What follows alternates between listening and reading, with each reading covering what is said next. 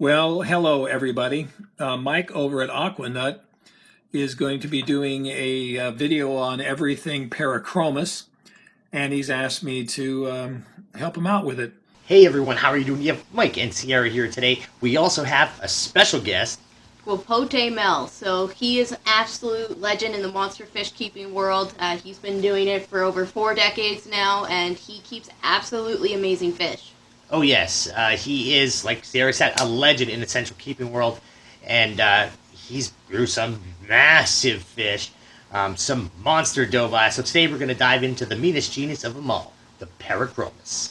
So we're talking Dovies, Jaguar, Tiger Mota, Friedrichsthalii, and we're also talking Loisellei. Oh yeah, we're going to hit them all today. So let's get at this video. Let's see. The genus Parachromis is definitely my favorite genus of cichlids, and I've been keeping the various species of this genus for about 40 years. There are 5 species of Parachromis. You've got Dovii, Managuense, Friedrichsthalii, Managuense, and Loisellei. And I kind of divide them up into really 2 groups, actually 3 groups if you really want to get nitpicky. The first group would be the big jumbos, which are Dovii and Managuense, or known as the Jaguar Cichlid in the hobby. These 2 species get really big, and for most people, they may be probably too big for aquariums, especially Dovii. Dovies can get anywhere from a couple feet to maybe 30 inches, whereas the Jags are upwards to 20 inches. Both of these species are true predators, and they live in various lakes and rivers throughout Central America, from Nicaragua up to Costa Rica. Some of these species even get into Belize and Honduras. The Dovies are primarily in Costa Rica and Nicaragua, the Great Lakes of Nicaragua, as are the Jags. In fact, it's kind of interesting that the Jags and Dovies both live in the same crater lakes in Nicaragua, and they are both piscivores, and they're both basically feeding on fish. And so you wonder, how can 2 big predators like that exist in the same lakes? And the answer is quite interesting. The Dovii has evolved to feeding on spiny-rayed cichlids, Nicaraguans, just about anything that's in that lake, Neatropus, you name it. Whereas the jaguars have evolved to eat the soft-rayed fishes. And so they take up different ecological niches in the lakes, and that's how they kind of can coexist. In the aquarium, it's not a great idea to put those 2 fish in the same tanks, because they will fight, especially if the tanks are smaller. The Wolf Cichlid, or the Dovii, is without a doubt, in my opinion, among the most ferocious of cichlids. They are very aggressive, very intelligent, and can do a lot of damage to other fish. The Jaguars are not quite as aggressive as the Dovies, unless they're spawning, in which case they go absolutely nuclear. But they can more than hold their own with just about any fish. I kind of think of Jags as like bulldogs. And it's not a good idea to put Jags and Dovies, like I said, in the same tanks. Separately, they do obviously quite well. I would recommend a tank really of no smaller than 500 gallons if you really want to raise Dovii correctly, and probably 300 gallons for a Jag. The next kind of grouping are the Friedrichsthalii and the Managuense. Now, these are smaller fish. They get in the 12, maybe 14-inch range. They are both predators, although they will also eat insects, crustaceans, things of that nature, much more so than the Jags and the Dovii will. Again, they come from the same general area. Managuense is named after the Rio Motagua River in Honduras. And, they primarily are in the Honduran, Guatemalan range. Friedrichsthalii inhabits range from Belize down to Costa Rica.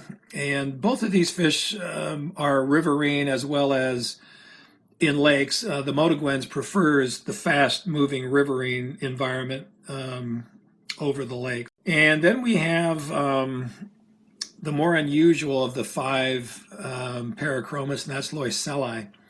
That was the last to be named. It was named after Paul Loisel, the great ichthyologist.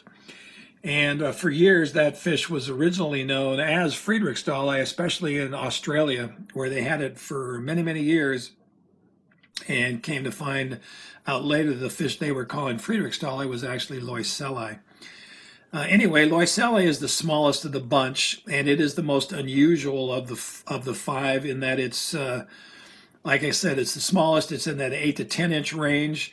And it is primarily an insectivore in the wild. It eats mostly insects, aquatic and airborne.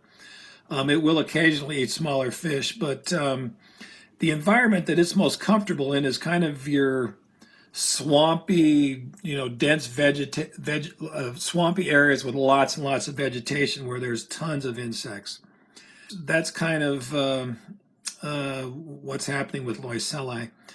In the aquarium, all these fish do really well with temperatures in the mid to high 70s. I keep most of these types of fish around 77, 78. If I'm trying to breed them, I'll jack the temperature up to maybe low 80s and then kick it back down into the higher 70s during most of their lifespan. All of these fish do well with a diet that is primarily jumbo krill. I take freeze-dried jumbo krill and I soak it in water and let it sit for 5 minutes or so before feeding it. Obviously, I feed it whole to the adult fish and I break it up for the smaller ones. They also do well with various, any good quality pellet, a Dainichi Color Supreme, a Hikari BioGold Plus, a New Life Spectrum makes some good cichlid pellets. Any of those things is a good staple. I also feed the fish as when they're adults, the Hikari carnivore pellets, which I find to be a great substitute for goldfish. Years and years ago, I used to feed the fish live goldfish. I stopped doing that, probably 25 years ago due to a variety of reasons, but mostly it was due to the worry that you were bringing in some bad stuff with those goldfish that may harm the cichlids. Most of these fish are best kept, especially Dovii, by themselves. There are exceptions. If you want to see an exception, you can go to one of my newer videos where I've got a 20-inch Dovii with several Amphilophus species in a 600-gallon tank. But the other ones, they'll do okay in groups. Jags are fine in a large tank with other fish, but they will not really venture out for the most part unless they're spawning to attack other fish. Like I said, they're more like bulldogs. They will pick a spot in that tank and they will defend it, and they're just very much like bulldogs. Freds and Managuense and Loisellei, being a little bit smaller, they do fine in communities. In fact, you can mix Freds and Managuense and Loisellei in the same tank if you've got, say, a 250, 300 gallon, something of that nature. All of these fish will do okay with Amphilophus of various types, red devils, midas, chanchos, etc. I think that's about all I've got for you today. I hope this helps Mike over at AQUA, and I wish you success in this video you're doing. Alright guys, so I do hope that you enjoyed this video. We had a lot of fun making it. What I do want to suggest is if you guys could go and subscribe to Mel's channel. I'm going to put the link here at the end of the video. And I just want to thank everybody. Thank Mel for helping out with this video. It's greatly appreciated for you to share your knowledge and your skills and all the tricks you've learned over the years with us. That's greatly appreciated. I do want to thank our buddy Dave for some footage of Thor and the massive Jaguar Cichlids, and Ray Cooper for the Freddies and the Mota as well. And like I said, we had a lot of other people involved in this video. Team Parachromis, you guys went over and above and hooked us up with some awesome footage. So thank you guys very much as well. There's some other YouTubers. I will put everything down below because there's so many people. And just thank you guys very much. And I hope you enjoyed. Have yourself a great day.